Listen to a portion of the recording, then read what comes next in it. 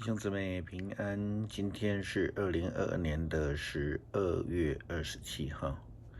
今天的经文是诗篇148篇，箴言第8章22节到31节，约翰一书第5章第1节到第12节。今天要跟大家分享的主题是道成肉身。耶稣基督降生是一件很神奇的事情。路加福音第1章26节到38节，圣经记载着天使加百列向玛利亚所说的预言。圣经这样提到，天使对他说：玛利亚，不要害怕，因为上帝施恩给你，你要怀孕生一个儿子，要给他取名叫耶稣。他将成为伟大的人物，他要被称为至高上帝的儿子。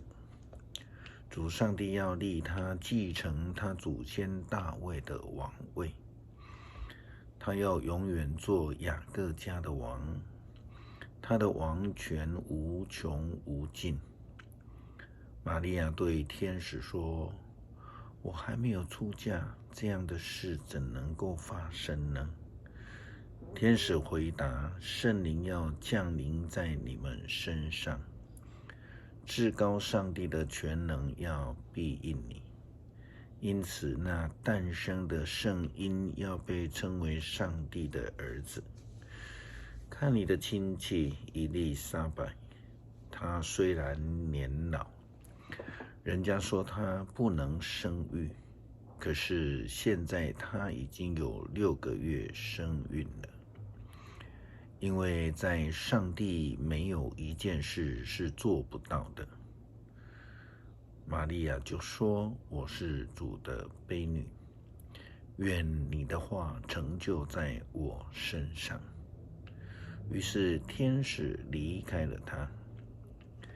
在平行的经文记载，马太福音第1章20节到24节，我们也看到另外一位天使，同时也对约瑟说，他在想这件事的时候，在他的梦中，主的天使向他出现，说：大卫的后代约瑟，不用怕，要把玛利亚娶进门做你的太太，因为她所怀孕的胎是从圣灵而来的，她会生一个儿子，你要给他取名叫耶稣，因为他要救他的子民脱离他们的罪。这一切事情的发生，要应验主托先知所说的话。看啊，处女会怀孕生子，他的名字要叫以马内利。以马内利的意思就是上帝与我们同在。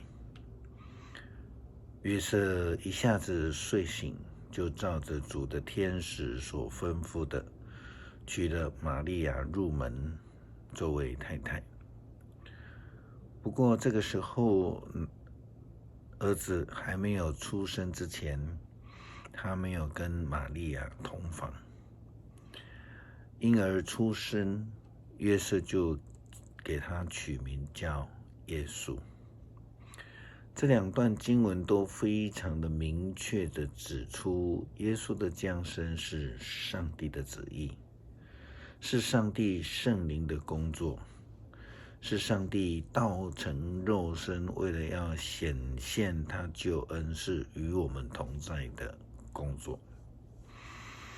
一般人对于道成肉身的概念是无法了解的，因为我们对于生的了解基本上是基于男性跟女性为基础，虽然以目前的产科医学科学来说，不需要双性的生，也是还仍然有困难的啦哈。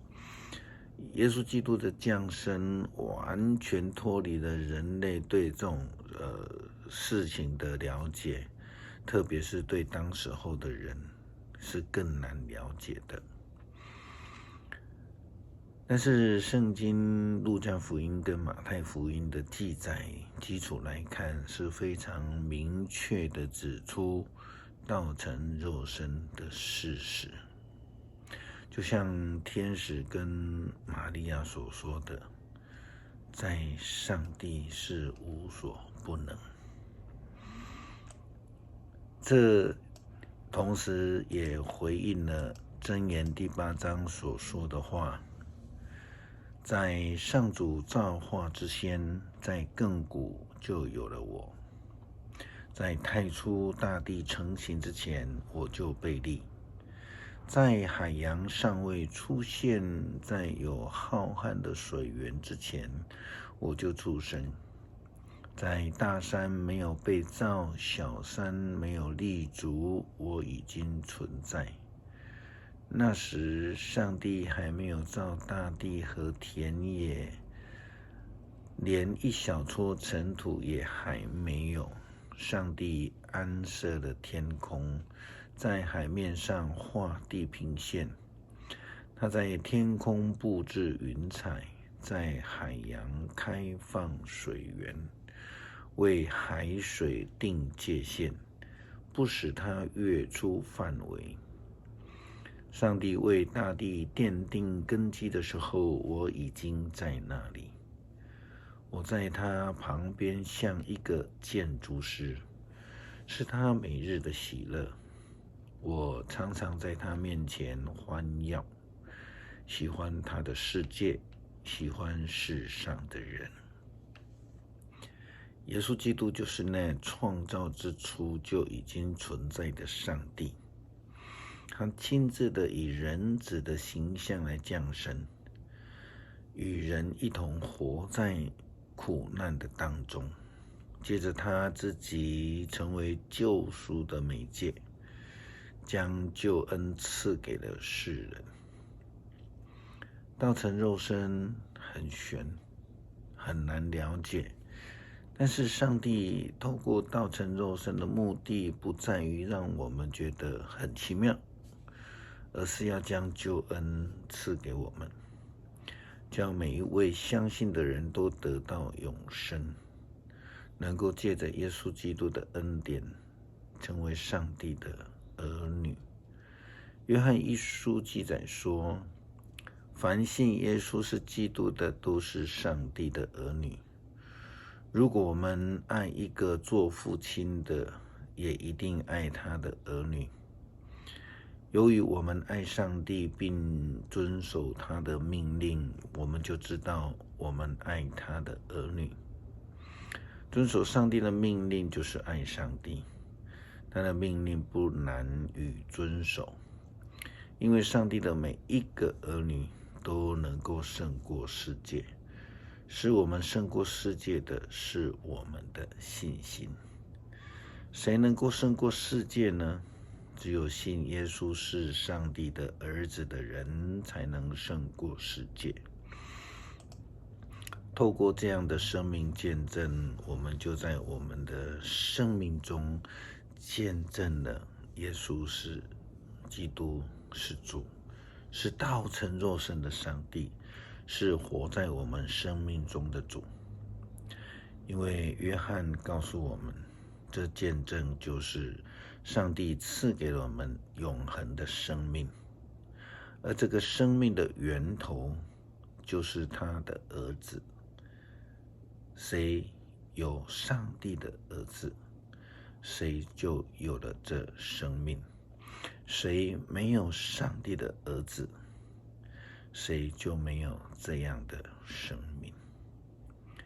诗篇148篇，要赞美上主，你们要从天上颂赞上主，要在高天颂赞他。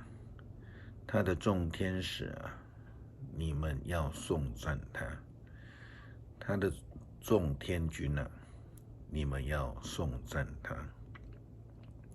太阳啊，月亮啊，要颂赞他；闪耀的星辰啊，要颂赞他；天上的诸天啊，要颂赞他；天上的众水啊，要颂赞他。愿万象都颂赞上主的名，他一命令，一切就造成，各有固定的位置，永不改变。他的命令谁都不能违背。海怪啊，深渊啊，闪电、冰雹、雪和云雾啊，遵行命令的大风啊，要从地上颂赞上主。大山小山啊，果树森林啊，野兽牲畜啊，昆虫飞禽啊，你们都要颂赞他。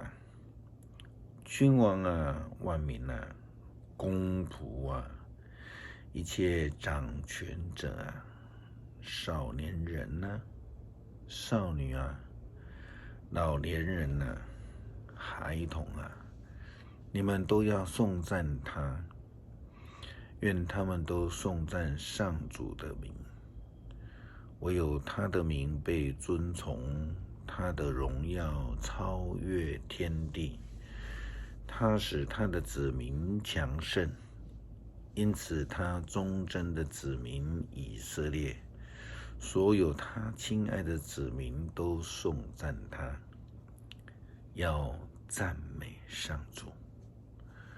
感谢赞美上帝的救恩，让我们借着耶稣基督能够得到救恩，也因着耶稣基督道成肉身的恩典，让我们能够成为上帝的儿女。